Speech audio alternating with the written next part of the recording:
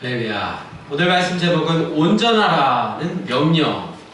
온전하라는 명령에 대한 말씀이 어떤 것이냐 한번 알아보겠습니다. 먼저 성경 공부 잠깐 해볼까요? 자, 신약 성경의 맨 첫 번째가 바로 마태복음이죠. 마태복음이 제일 먼저 나오는 이유. 마태복음이 역사적인 순서 때문에 신약 성경 가운데 가장 먼저 있는 것은 아닙니다. 마태복음은 구약 성경과 신약 성경을 이어주는 역할을 하고 있기 때문입니다. 그렇죠? 구약 다음에, 구약의 말라기 다음에 마태복음이 있으니까 마태복음은 다리와 같은 역할을 한다는 것입니다. 역사적으로는 보면 신약 성경 중에 가장 먼저 쓰여진 복음서는 기원후 67년경에 쓰여진 최초의 복음서 마가복음입니다. 마가복음은 16장까지만 있잖아요. 그래서 마가복음을 보고 마태, 누가, 요한복음이 이렇게 그 내용을 가지고 복음서를 쓴 것이죠. 그리고 최초의 신약 성경 가운데 가장 먼저 쓰여진 성경은 어느 것일까요? 신약 성경 많이 있잖아요. 사도행전, 로마서, 고린도전후서, 베드로전후서. 그래서 가장 먼저 기록된 성경은 정답 데살로니가 전후서입니다. 데살로니가 전서 아시죠? 사도 바울이 데살로니가 교회에 보내는 편지 데살로니가 전서 후서가 51년에서 52년 사이에 쓰여져서 복음서보다 더 먼저 쓰여진 성경이요 편지입니다. 자, 이 정도 기억하시고요. 그러면 마태복음의 목적이랄까요? 마태복음은 마가복음, 누가복음, 요한복음과 어떤 차이가 있을까요? 예수님의 12제자 가운데 한 명이었던 마태, 세리 출신 마태가 누구에게 전하는 복음의 내용일까요? 초대교회 마태 공동체를 이끌었던 마태가 그 초대교회 신자들인 마태 공동체에 모여있던 사람은 대부분이 유대인들이었다는 것이죠. 기존에 유대교를 믿었다가 기독교로 개종한, 그래서 유대인들을 향해서 쓴 복음서 바로 마태복음입니다. 유대인들을 위한 복음서라는 것입니다. 그래서 유대인이라 하면 제일 좋아하는 게 뭘까요? 유대인들이 구약 성경에서 가장 중요시하는 것, 율법 맞습니다. 율법이 어디에 기록되어 있죠? 창세기, 출애굽기, 레위기, 민수기, 신명기, 모세오경처럼 마태복음은 5권의 또 작은 책들로 이루어졌다는 것이죠. 그래서 예수님의 설교 말씀을 5장에서 7장까지 산상수훈에 관한 것, 또 10장에 가면 제자를 파송하는데 하신 말씀, 13장에 하나님의 나라의 비유에 대한 말씀들, 마지막으로 24장에서 25장은 종말에 대한 말씀으로 5권의 또 설교 말씀으로 이루어진 성경이 바로 마태복음입니다. 더 알기 쉽게 마태복음 9장을 나중에 한번 찾아보시면 18절로 34절까지 우리가 다른 복음서에서는 병든 자를 고치는 예수님의 이야기가 어떻게 나오나요? 처음에도 나오고 중간에도 나오고 마지막에도 나오고 이렇게 섞여서 나오잖아요.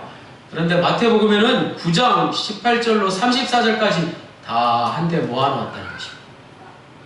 12년 동안 12해 동안 혈루증을 앓던 여인을 고치시는 이야기, 눈먼 자를 눈뜨게 하시는 이야기, 또 말 못하는 사람을 고치시는 이야기, 이런 이야기들을 같은 주제별로 다른 복음서에는 뿔뿔이 다 흩어놓았는데 마태복음에는 한 곳에 다 모아놓았다는 것이 마태복음의 특징입니다.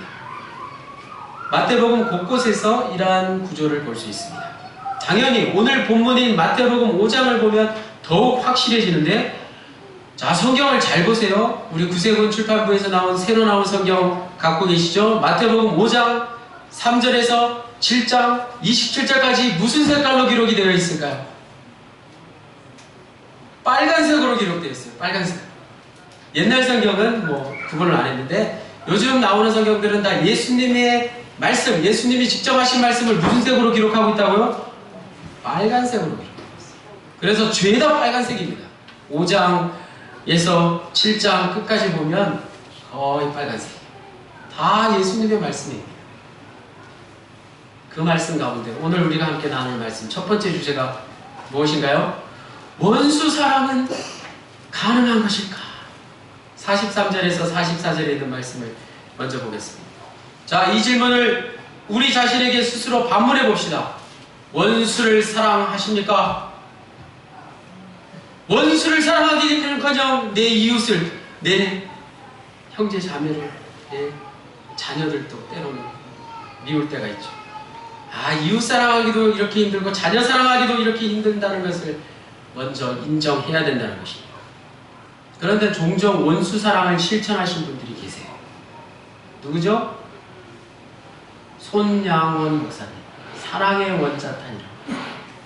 사랑을 원자탄처럼 쏟아부으신 손양원 목사님은 자기 아들을 죽인 원수와 같은 이를 양자로 맞아야 끝까지 사랑했다는 것입니다.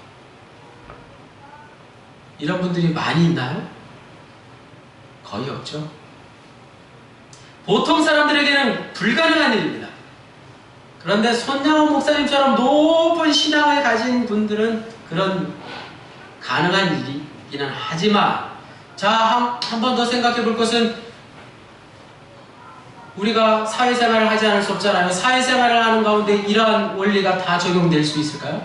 원수를 사랑하는 것이 우리의 직장생활에, 우리 사회생활에 다 적용될 수만은 없습니다. 반인륜적인 범죄를 일으킨 그 악한 사람들을 원수를 사랑하라는 예수님의 말씀을 실천한다고 다 용서해 줄 수 없지 않습니까? 그렇죠? 그런데 왜 예수님께서는 오늘 제자들에게, 그리고 오늘 우리에게 원수를 사랑하라 이렇게 어려운 말씀을 명령하고 계실까요? 그런 말씀을 왜 하셨을까요? 44절에 원수를 사랑하라 하는 말씀이 있는데, 그 말씀 전에 43절 말씀을 먼저 우리가 봐야 합니다. 43절에 분명히 보세요. 굵은 글씨로 분명히 보십시오. 내 원수를 사랑하고 내 원수를 미워하라, 이렇게 되어 있어요. 원수를 사랑하라가 먼저가 아니라는 말씀. 원수를 어떻게 하라고요? 미워하라. 예수님은 먼저 원수에 대한 유대인들의 전통, 그것을 말씀하셨습니다. 말씀을 잘 봐야 되는 이유가 여기 있죠. 예수님이 하신 말씀은 처음부터 끝까지 잘 분명히 이웃사랑, 원수 미움을 말씀하셨어요. 레위기 19장 18절에 보면 원수를 갚지 말며 동포를 원망하지 말며, 이렇게 뭐라고요? 원수를 갚지 말라, 이렇게 말씀하셨어요. 이 말씀을 인용한 것인데, 레위기에는 원수를 미워하라 라는 직접적인 말씀은 없습니다. 오히려 원수를 갚지 말라는 그런 말씀이 기록되어 있죠. 그러나 유대인들이 이방인들을 얼마나 미워했는가, 얼마나 원수같이 생각했는가, 그것을 우리가 감안하면 유대인들이 원수를 얼마나 끔찍하게 생각했는지 잘 알 수 있습니다. 시편 말씀에 원수에 대한 분노의 말씀들이 자주 기록되어 있는데, 시편 139편 22절에 뭐라고 되어 있나요? 그들은 나의 원수들이나이다. 또 우리가 잘 아는 출애굽기 이하 여호수아 이야기를 계속 읽어보면, 가나안 땅에 들어가기까지 원주민들과 계속 여호수아 군대가 전쟁을 일으켰는데, 이방인들에 대한 적대감이 적나라하게 드러나고 있습니다. 여리고성을 정복하고 아이성에 또 가서 전쟁을 할 때, 아이성에 남아있는 모든 노약자와 어린아이들까지, 짐승들까지 모두 진멸하라는 여호수아 장군의 명령이 있었던 것을 우리는 기억합니다. 그렇죠? 하나도 남겨두지 말라. 모두 진멸하라. 원수를 가만두지 말고 깨끗하게 진멸하라 하는 것이 유대인들의 전통이었습니다. 그러나 또 한편으로는 가능하면 원수와 또 악을 멀리 할 것이지, 진멸하는 것은 하나님의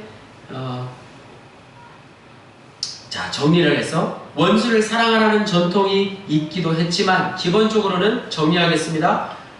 구약 시대에는 유대인들의 전통에는 원수 또는 악을 가능하면 멀리하고 진멸하는 것이 하나님의 뜻이라고 생각했다는 것만은 분명하다는 말씀입니다. 그런데 오늘 예수님께서 43절에 이러한 유대인들의 전통을 언급하신 이후에 44절에서 우리가 아는 대로 어떻게 말씀하시나요? 너희 원수를 사랑하며, 사랑하라는 말이죠. 또 박해하는 자들까지 그들을 위해서 기도하라고 말씀하셨어요. 원수를 사랑하며 박해하는 자를 위해서 기도하라는 말씀입니다. 대반전이 일어났습니다. 43절에서 44절로 넘어가는 순간 깜짝 놀랄 일이 일어났습니다. 원수 미움에서 원수 사랑으로 관점을 완전히 바꾸라는 것입니다. 여러분, 지금 이 순간 원수 미움에서 원수 사랑으로 저와 여러분의 관점이 바뀌어야 된다는 사실. 힘드시죠?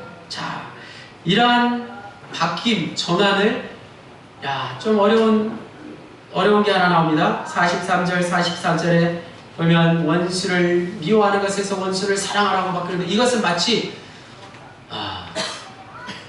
제가 종종 드리는 말씀, 설교는 뭐라고 말씀드리죠? 변증이다 라고 말씀드리죠. 요즘 헌법재판소와 특검에서 나날이 하는 게 뭐예요? 변증법. 철학에도 보면 변증법이 있고요. 논리적으로 이치적으로 따져서 그것이 맞다는 것을 밝히는 것이 변증법이라고 담임사관이 몇 번 말씀드렸어요. 설교가 변증법입니다. 대표적인 변증법의 하나가 설교입니다. 자, 요거 한번 보세요. 그래서 대립명제라는 말이 있는데, 대립명제 같은 말로 반명제라는 것입니다. 명제가 하나의 주장이라고 한다면 대립되는 것, 반대되는 명제를 말하는 것입니다. 자, 예를 들면 이렇습니다. 한번 보세요. 우리가 얼마 전에 온천을 갔다 왔죠. 어디로 갔다 왔나요? 백암온천을 갔다 왔어요. 근데 백암온천이 좀 마음에 안 들어. 다음에는 덕구온천 갑시다. 이렇게 말해요. A라는 분이, 정명재라는 분이 다음에는 덕구온천 갑시다. 이렇게 이야기해요. 그랬더니 B라는 사람이, 반명재라는 분이 덕구온천은 목욕비가 너무 비싸서 못 갑니다. 이렇게 이야기했어요. 이 빨간 게 뭐라고요? 반명제, 대립명제. 오늘 예수님이 하시는 말씀입니다. 이걸로 끝일까요? C라는 분이 나와서 한 명제를 이루었으니 20명 이상 가니까 덕구온천 할인해 줍니다. 다 같이 갑시다. 19명 가면 안 돼요. 20명 이상 다 같이 갑시다. 그래서 덕구온천에 갔다는 것입니다. 좀 이해가 되시나요? 이러한 전환이, 명제의 전환이 마태복음 5장 21절에서 48절까지 계속해서 반복해서 나옵니다. 오늘 말씀의 제목, 오늘 첫 번째 제목, 원수 사랑에 대한 이 어려운 문제가 바로 이 대립명제, 반명제를 이해하면 풀릴 줄 믿습니다. 원수 사랑도 이런 반명제 중에 하나이기 때문에, 자, 앞에 있는 말씀들 39절에서 42절까지 있는 말씀들을 간략하게 살펴보겠습니다. 39절에 내 오른편 뺨을 치거든 왼편도 돌려대라. 이거 한번 심각하게 생각해 보셨나요? 뺨을 맞는 사람이 어디를 맞아요? 왼쪽이에요? 오른쪽이에요? 오른쪽 뺨을 맞는다는 것인데, 왼손잡이가 왼손으로 뺨을 때려야 오른쪽 뺨을 맞죠? 좀 이상하지 않나요? 잘 생각해 보세요. 오른쪽 뺨을 때리는 것은 뒤통수에서 때리는 거죠. 뒤에서 갑자기, 진짜 못된 사람이죠. 뒤에서 오른쪽 뺨을 탁 때리고. 이것처럼 억울한 일이 있습니까? 나쁜 일이 어디 있겠어요? 또 손등으로 왼쪽 뺨을 때리고 이어서 손등으로 딱 때리면 오른쪽 뺨을 맞는 것이죠. 정말 연속으로 이렇게 때릴 때 손등으로 오른쪽 뺨을 맞는 거죠. 고대 유대인들이 가장 모욕적인 행동이었다는 것입니다. 유대인들에게 가장 모욕적인 치명적인 행동을 39절에서 말씀하고 있습니다. 40절에 속옷을 가지고자 하는 자에게 겉옷까지도 가지게 하며, 이것도 생각해 볼 필요가 있습니다. 겉옷은 요즘 우리가 입는 겉옷, 여러분 입고 계신 그러한 겉옷을 말하는 게 아닙니다. 이불을 말하는 거예요. 이불. 당시에 옷이 없어서 이불을 두르고 다녔어요.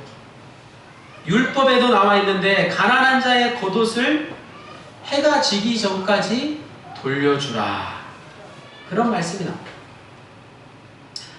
자, 그만큼 이 겉옷의 의미는 당시 가장 연약한 사람들, 가장 힘없는 사람들을 해코지 하지 말자, 해코지 하지 말라는 그런 말씀에서 나온 것입니다.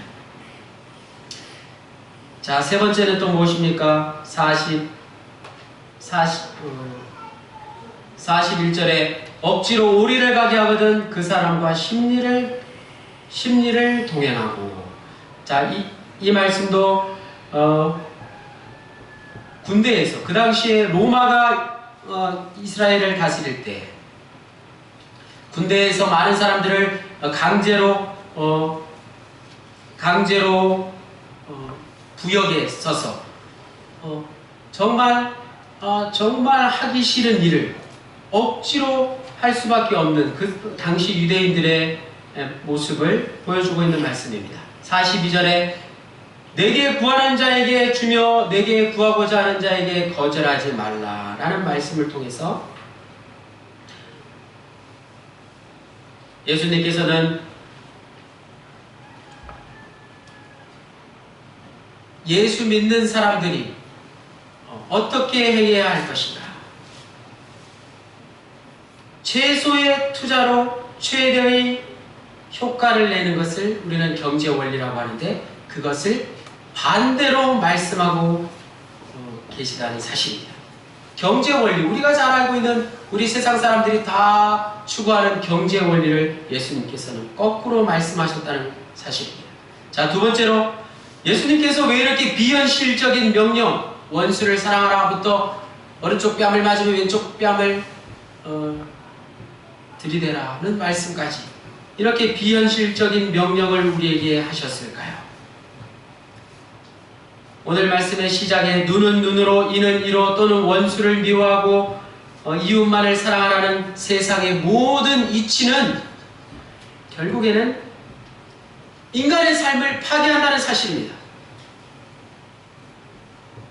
결국에는 세상의 이치가 정의를 이루는 것 같이 보입니다. 성실하게 노력한 사람에게 그에 상응하는 보상을 해주고 그렇지 못한 사람에게 불이익을 주는 것입니다.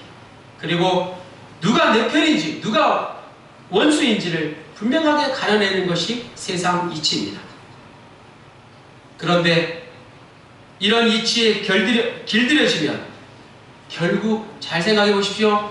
내 편이 한 일은, 내 편이 하는 모든 일은 그것이 설마 국가의 기강을 허무는 일이라고 할지라도 다 이해하고 넘어간다는 것입니다. 요즘 우리나라의 정치판을 보면 너무나 잘 알 수 있는 것입니다. 소위 우리가 남이가, 여기저기 가서 우리가 남이가 하면서 내 편을 들어다가 우리 편이면 무조건 잘한 걸로 밀어붙이는 일이 발생하고 마는 것입니다. 우리나라에 특별히 편가르기 문화가 얼마나 심각한지, 그 역시 요즘 우리나라의 정치판을 보면 너무나도 잘 알 수 있지 않습니까? 결국 적군과 아군을 가르는 방식으로 이 사회가 작동하게 된다면 적군이나 아군이나 모든 사람들의 영혼을 심각하게 손상시킬 수밖에 없다는 말씀입니다. 그렇다면 예수 믿는 우리는 이런 세상의 원리로 살아갈 수 없습니다. 그래서 우리처럼 평범한 사람에게, 저와 여러분처럼 평범한 사람에게 원수를 사랑하는 말이 비현실적인 것처럼 들리지만 예수님의 말씀이기 때문에 우리가 그것을 의심하거나 거부할 수 없다는 사실입니다. 당장은 예수님의 말씀들이 잘 이해가 되지 않는다고 해도 그 말씀을 진리로 믿고 그 말씀 속으로 들어가는 것이 우리의 해야 할 일입니다. 그 관문이 바로 45절에 있는 말씀입니다. 45절 말씀을 우리 다 같이 한 목소리로 읽겠습니다. 시작. 이같이 한즉 하늘에 계신 너희 아버지의 아들이 되리니 이는 하나님이 그 해를 악인과 같이 선인에게 비추시며 비를 의로운 자와 불의한 자에게 내려주시리라. 아멘. 자, 45절 말씀이 오늘 말씀 가운데 가장 중요한 예화입니다. 45절 말씀을 여러분 잘 들어주십시오. 45절 말씀을 잘 생각해 보십시오.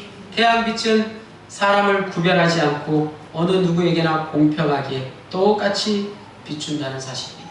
하늘에서 내리는 비 역시 잘난 사람 못난 사람 따지지 않고 공평하게 누구에게나 똑같이 전 세계 전역에 내리는 것이 비입니다.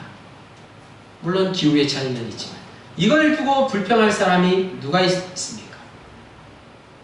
혹시나 속으로 저 나쁜 사람에게는 햇빛도 비치지 말고 비도 안 내렸으면 좋겠다 할 수는 있겠죠.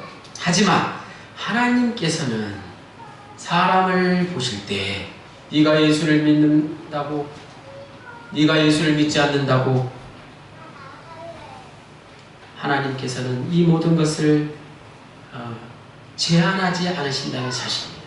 예수를 믿는 사람이나 믿지 않는 사람에게나 똑같이 모든 이에게 공평하게 제공해 주신다는 말씀입니다.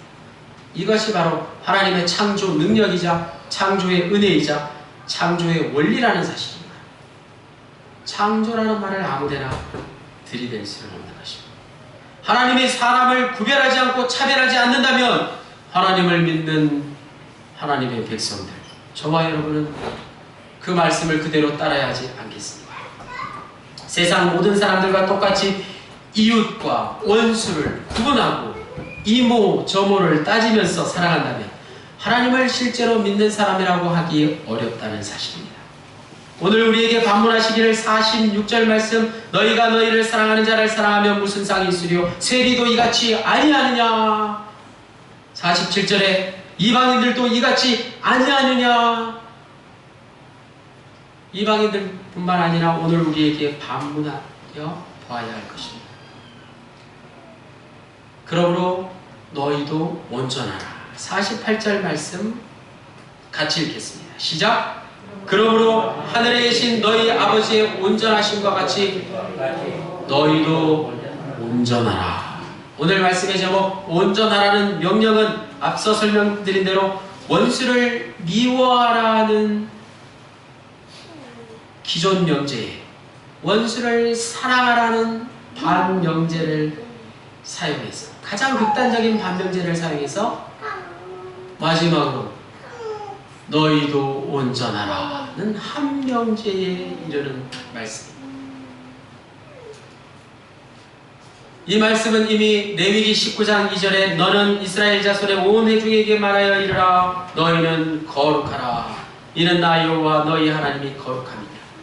고린도전서 3장 17절 말씀, 하나님의 성전은 거룩하니 너희도 그러하니라. 신명기 18장 13절 말씀, 너는 내 하나님 여호와 앞에서 완전하라는 말씀과 같은 말씀입니다. 온전하라는 말씀은 곧 완전하라, 거룩하라는 말씀과 같은 말씀입니다. 우리가 여전히 실제로 온전하지 못하고 거룩하지 못하고 완전하지 못하지만 이 말씀을 어떻게 우리가 우리의 삶 가운데 실천할 수 있을까요? 그냥 억지로 원수를 사랑하라 이 말씀을 억지로 삶의 현장에서 실행하라는 말씀이 아니라는 것입니다. 도대체 우리가 어떻게 하나님의 완전하심처럼 온전할 수 있을까요? 당연히 온전하라는 말씀도 우리에게 부담이 되지만 우리가 아무리 노력한들 하나님처럼 완전해질 수는 없지만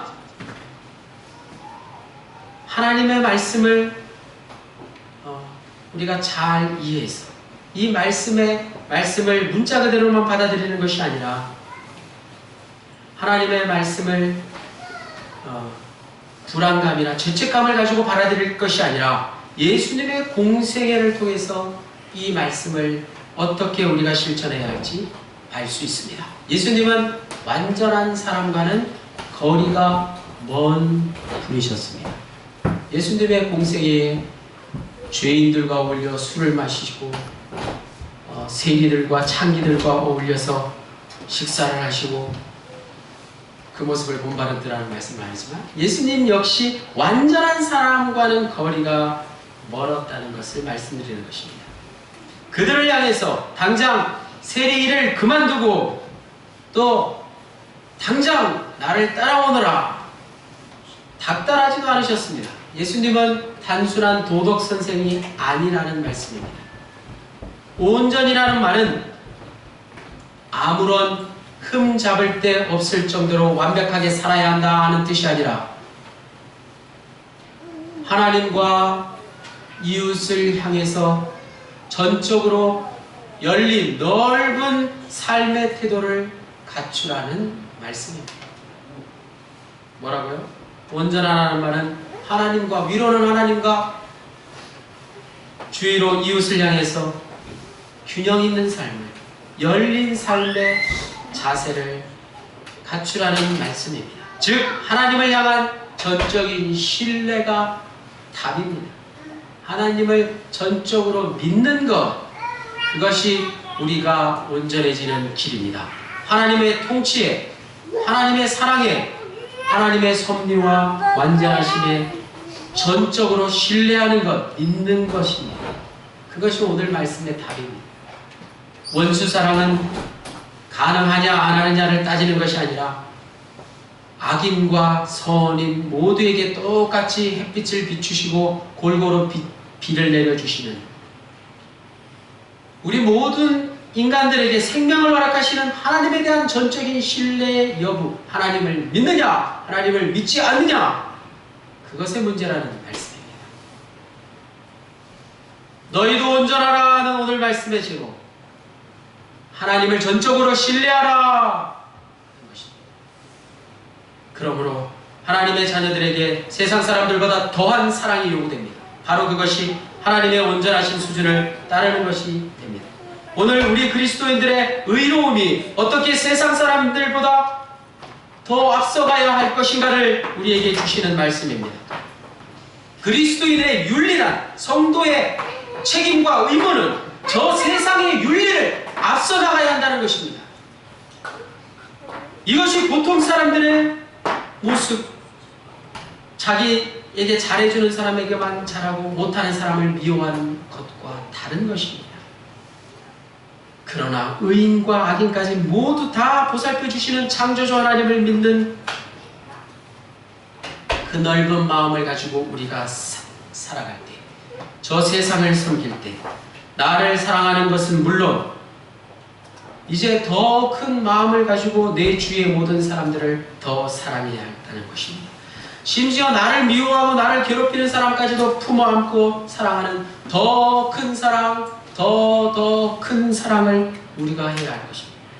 그럴 때 저 세상이 우리가 하나님의 자녀인 줄을 인정하고 매사에 우리가 세상보다 더 해야 할 것이 무엇인지를 깨닫고 실천할 수 있는 낙평영문의 귀한 군원님들 모두, 저와 여러분 모두가 될 수 있기를 주님의 이름으로 간절히 축원합니다.